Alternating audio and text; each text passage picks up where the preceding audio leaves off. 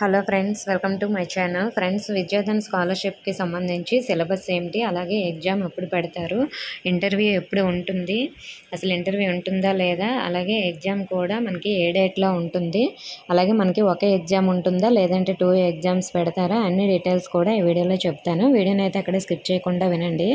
అలాగే విద్యాధన్ స్కాలర్షిప్కి ఎలా అప్లై చేయాలో స్టెప్ బై స్టెప్ నేను అన్ని వీడియోస్ చేశాను, చూడండి. అలాగే మీకు విద్యాధన్ స్కాలర్షిప్కి ఎవరు అప్లై చేయొచ్చు, ఎవరు ఎలిజిబుల్, ఎవరు అప్లై చేస్తే మంచిది అనేది కూడా వీడియోస్ ఉంటాయి, చూడండి.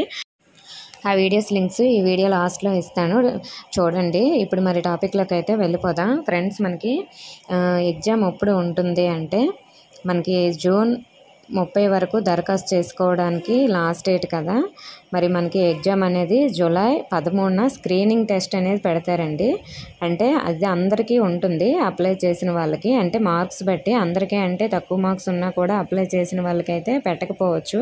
ఎవరికి పెడతారు ఏమిటి అనేది మనకి ముందుగానే మెయిల్ పంపిస్తారు. మెయిల్ ఐడి మనం ఇస్తాం కాబట్టి మనకి ఈ జూలై 13న ఎగ్జామ్ అయిపోయిన తర్వాత మళ్ళీ మనకి జూలై 19 నుండి 31వ తేదీ వరకు అయితే మళ్ళీ మనకి ఈ సమయంలో, అంటే జూలై 19 నుంచి జూలై 31 వరకు ఈ డేట్స్లో అయితే మనకి ఇంటర్వ్యూ కానీ లేదంటే మళ్ళీ ఇంకొక టెస్ట్ కానీ పెడతారు. ఈ రెండిట్లో ఏదో ఒకటి జరుగుతుంది.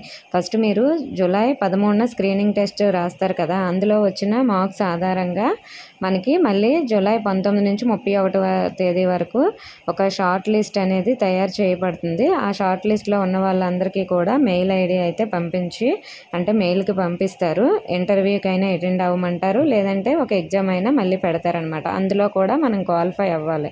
క్వాలిఫై అయిన తర్వాత మనకి షార్ట్ లిస్టు ఒకటి అనేది రిలీజ్ చేస్తారు. షార్ట్ లిస్ట్లో ఉన్న ప్రతి అభ్యర్థులు కూడా మన ఇంటర్వ్యూ కానీ ఈ పరీక్షకు కానీ హాజరవ్వాల్సి ఉంటుంది.